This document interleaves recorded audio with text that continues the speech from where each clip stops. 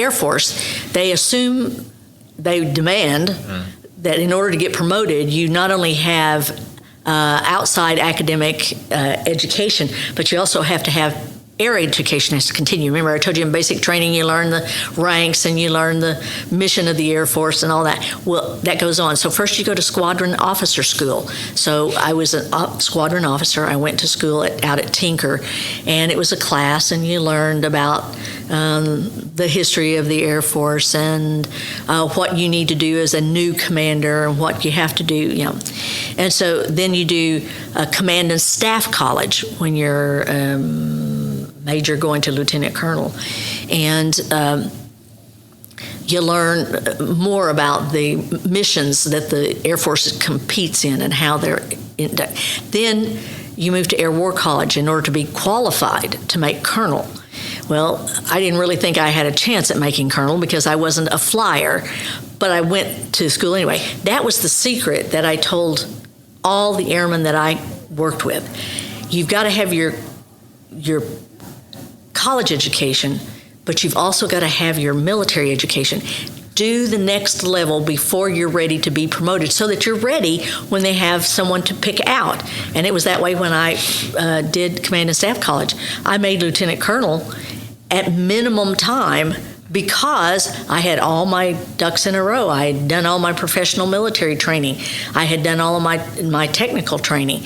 So, yeah, in Air War College, you're talking about upper level management. You're talking about a lot of military history, which I was not good at. We formed a group. We did it by email. We took the courses, we studied them together. Each one would present every night. We had 6 or 7 of us in the class. Each night we met, we would take a chapter, we would present that chapter. Of course, that was easy for me. That was right up my alley. So then we would take the test, which was grueling because there was so much material they would cover in there.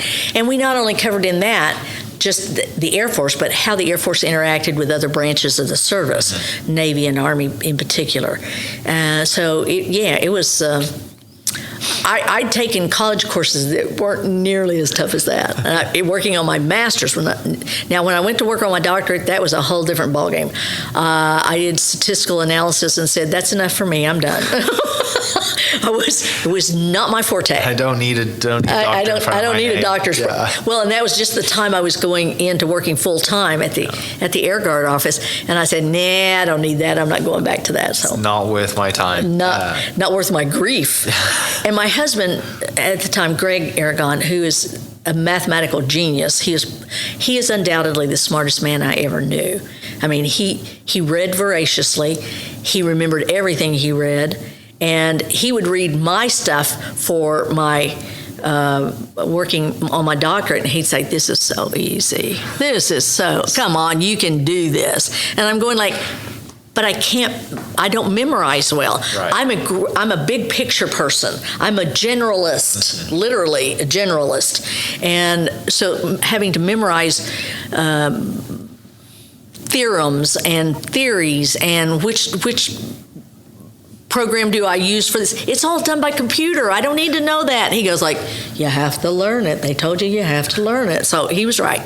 And I didn't, so I quit my doctorate, yeah. I had 10 hours and a dissertation to go. And now I would have to start all over again. And I'm too old for that. The brain won't hold.